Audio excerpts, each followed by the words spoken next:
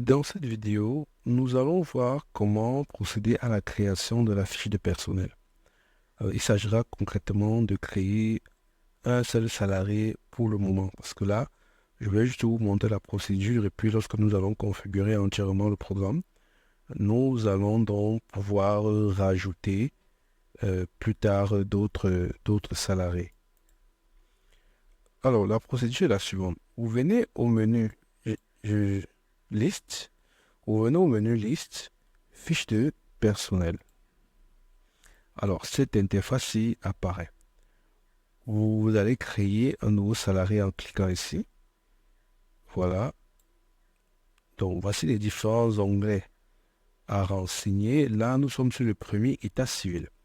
Alors, nous allons attribuer un numéro de matricule à ce salarié 001 001. Il s'agit de civilité. Il s'agit de monsieur Aboubakar, prénom Daniel. Sa situation matrimoniale, il est célibataire et il n'a pas d'enfant. Si vous voulez rajouter des enfants, c'est ici. Bon, je vous montre comment on rajoute un enfant directement. Vous venez ici, quand enfant, listez les enfants par salarié, vous faites un clic là. Premier, ça c'est le prénom du premier.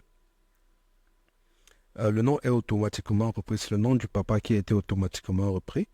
Donc, quel est son prénom? Son prénom, c'est peut-être Romuald Aboubakar, qui est né le 10 janvier 2018 et c'est un garçon. OK,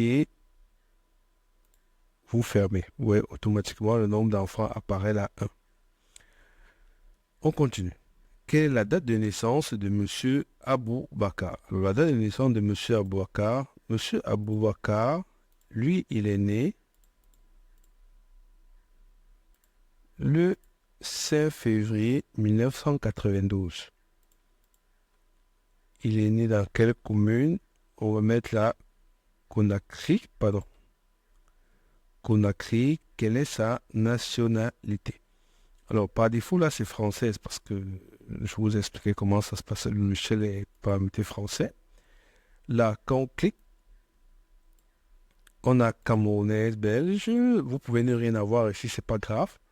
Vous allez d'abord venir ici, détacher ça, absolument, pour voir tout ce qui a déjà été créé. Ça, c'est la partie non visible. Vous mettez tout pour tout voir. Donc, on n'a pas la nationalité guinéenne. Donc, on va donc créer là. Le code, ici, on était à 16. Donc, on va lui donner le numéro 17.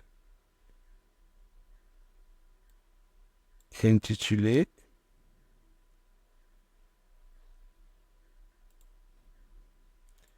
Guinéenne. Voilà, nationalité guinéenne. Code pays. Alors, quel est le code de la... Le code, donc, pardon. Le code, vous allez cliquer là pour voir le code du pays. Le code de la Guinée, c'est GIN. GIN, Guinée, voilà. OK, donc on choisit nationalité guinéenne.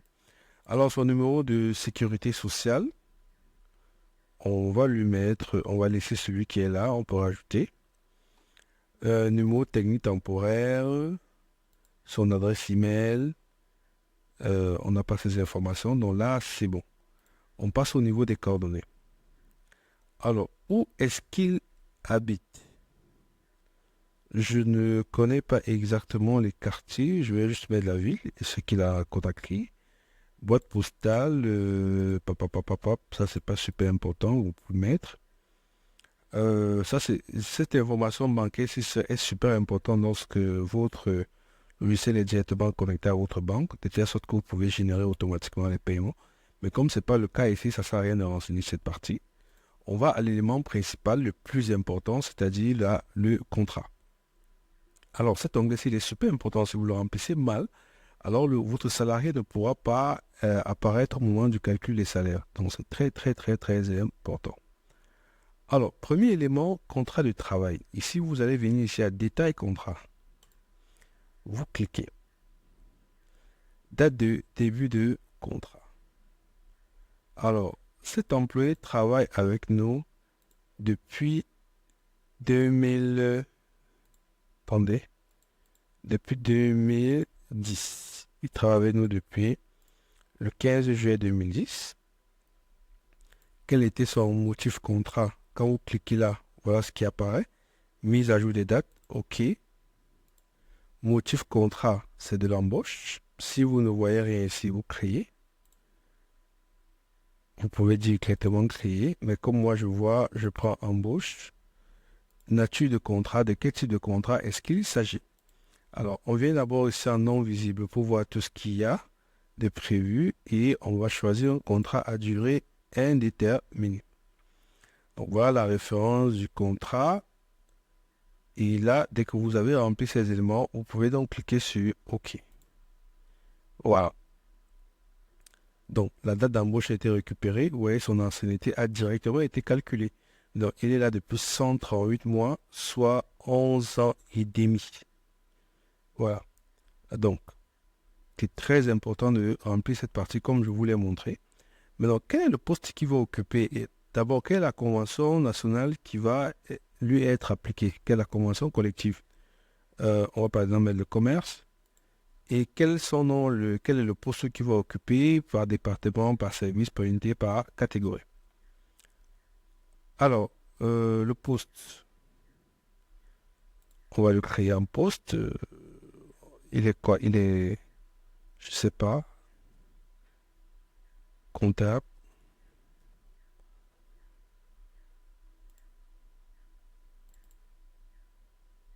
Oui. De quel département? Il dépend de la direction générale, des services administratifs et financiers. Il est dans le service comptable, les différentes catégories. On n'a pas encore créé les catégories professionnelles. Bon, on peut le faire ici ou bien... vous avez vu la vidéo sur les catégories socio-professionnelles. Donc, les catégories professionnelles, 5A par exemple, 5A, on lui attribue cette catégorie. Voilà. Donc, c'est bon là, on a rempli. On peut encore rajouter catégorie professionnelle. Alors là, il faut calculer, donc, il faut déterminer quel est le salaire minimal de sa catégorie. C'est très important parce que ça va nous servir de base pour le calcul de la prime d'ancienneté.